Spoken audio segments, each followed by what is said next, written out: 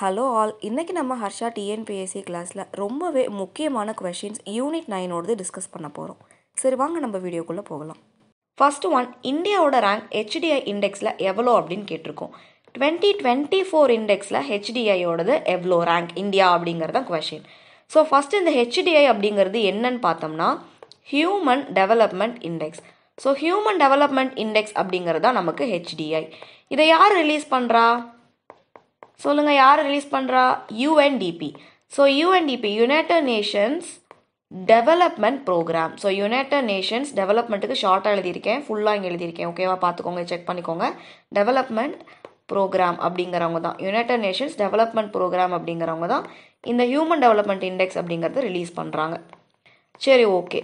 First இது எந்த இயரில் ரிலீஸ் ஆச்சு அப்படின்னு பார்த்தா 1990 இதை ரிலீஸ் பண்ணியிருக்காங்க. 2 பேர் ரிலீஸ் பண்ணியிருக்காங்க. ஒருத்தர் வந்து மஹபூப் உல் ஹக் அப்படிங்கிறவர், மஹபூப் உல் ஹக் அப்படிங்கிறவரும் நம்ம இந்தியாவை சேர்ந்த அமர்த்யா சென். இந்த அமர்த்யா சென் அப்படிங்கிறவர் 1998 எக்கனாமிக்ஸ்க்கு நோபல்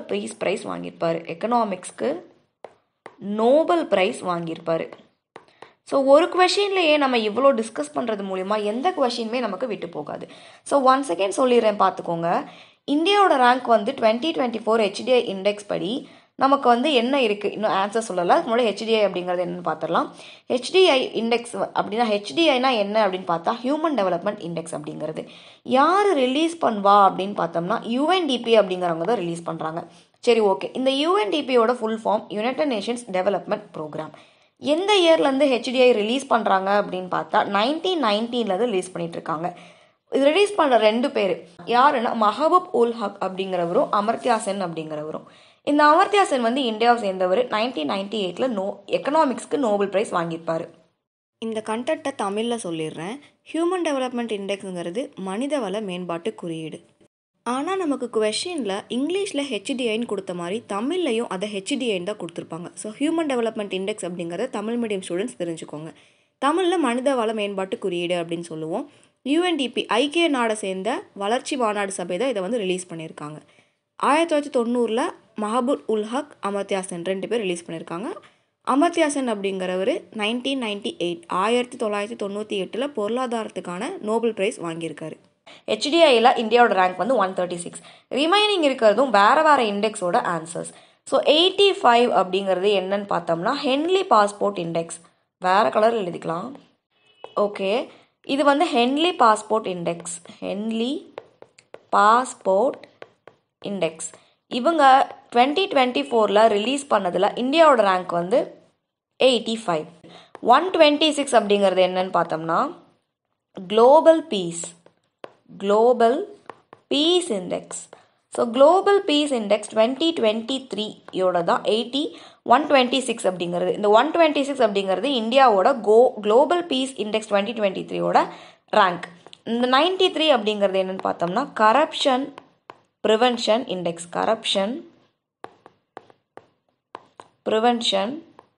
இண்டெக்ஸ். ஸோ 1 செகண்ட் சொல்லிடுறேன், நோட் பண்ணிக்கோங்க. ஃபஸ்ட்டு வந்து இந்தியாவோட ரேங்க் ஹெச்டிஐயில் 136. ஹென்லி பாஸ்போர்ட் இண்டெக்ஸ் படி இந்தியாவோட ரேங்க் வந்து 85. அதுவே குளோபல் பீஸ் இண்டெக்ஸ் 2023 இது ரெண்டும் 2024. ஹெச்டிஐயும் ஹென்லி பாஸ்போர்ட் இண்டெக்ஸும் 2024. அதுவே நமக்கு குளோபல் பீஸ் இண்டெக்ஸ் 2023 இந்தியாவோட ரேங்க் வந்து 126. 93 வந்து கரப்ஷன் ப்ரிவென்ஷன் இண்டெக்ஸோடது. ஸோ இந்த கரப்ஷன் ப்ரிவென்ஷன் இண்டெக்ஸுக்கு வந்து நமக்கு 93 அப்படிங்கிறது. குளோபல் பீஸ் அப்படிங்கிறது உலகளாவிய அமைதி குறியீட்டில் இந்தியாவோட ரேங்க் 126. கரப்ஷன் ப்ரிவென்ஷன் அப்படிங்கிறது ஊழல் தடுப்பில் இந்தியாவோட குறியீடு 93. நெக்ஸ்ட் கொஸ்டின் பார்த்துடலாம். ஆந்திரா யூனிவர்சிட்டி எஸ்டாப்ளிஷ் இயர் என்ன அப்படின்னு கேட்டிருக்கோம். ஸோ ஆந்திரா யூனிவர்சிட்டி எஸ்டாப்ளிஷ் ஆன இயர் எப்போ அப்படின்னு பார்த்தீங்கன்னா ஆப்ஷனே இங்கே கொடுக்கல, சாரி. 1925 அப்படிங்கிறது தான் ஆந்திரா யூனிவர்சிட்டி வந்து எஸ்டாப்ளிஷ் ஆகிருக்கும். இதான் ஆன்சர், சரிங்களா? ஆப்ஷன் டைப் பண்ணும்போது எரர் பண்ணியிருக்காங்க. 1925 அப்படிங்கிறது ஆந்திரா யூனிவர்சிட்டி எஸ்டாப்ளிஷ் ஆனது. ரிமைனிங் ஆப்ஷன்லாம் என்னன்னு பார்த்துடலாம். இந்த 1929 அப்படிங்கிறது Annamalai University established year. Annamalai University established இயருங்கிறது 1929. ஸோ நோட் பண்ணிக்கோங்க, அண்ணாமலை யூனிவர்சிட்டி. இந்த 1921 அப்படிங்கிறது தான் right to vote for women அப்படிங்கிறது கொடுத்துருப்பாங்க. ஜஸ்டிஸ் பார்ட்டி பீரியடில் விமனுக்கு வந்து ரைட் டு ஓட் கொடுத்துருக்கிறது 1921. இந்த 1924 அப்படிங்கிறது ஸ்டாஃப் செலெக்ஷன் போர்டு கொண்டு வந்திருப்பாங்க. ஸ்டாஃப் செலெக்ஷன் போர்டு, எஸ்எஸ்சி அப்படின்னு சொல்லப்படுற ஸ்டாஃப் செலெக்ஷன் போர்டு அப்படிங்கிறது கொண்டு வந்திருப்பாங்க. 1923 அப்படிங்கிறது மெட்ராஸ் இரிகேஷன் ஆக்ட் அப்போ கொண்டு வந்திருப்பாங்க. இந்த டாபிக்ஸ்க்கெலாம் தமிழில் சொல்கிறேன், நோட் பண்ணிக்கோங்க தமிழ் எழுதுகிறவங்க. 1925 ஆந்திரா பல்கலைக்கழகம் கொண்டு வந்திருப்பாங்க.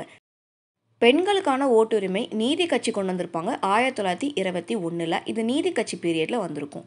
மெட்ராஸ் நீர்ப்பாசன சட்டம் அப்படிங்கிறது 1923. பணியாளர் தேர்வாணையம் அப்படிங்கிறது 1924 கொண்டு வந்திருக்காங்க. அண்ணாமலை பல்கலைக்கழகம் 1929. இந்த வீடியோ உங்களுக்கு ரொம்ப யூஸ்ஃபுல்லாக இருக்கும்னு நினைக்கிறேன். உங்களுக்கு இந்த வீடியோ பிடிச்சிருந்தா மறக்காமல் நம்ம சேனலை லைக் பண்ணுங்கள், ஷேர் பண்ணுங்கள், சப்ஸ்கிரைப் பண்ணுங்கள். இந்த வீடியோ பார்த்ததுக்கு ரொம்ப தேங்க்யூ.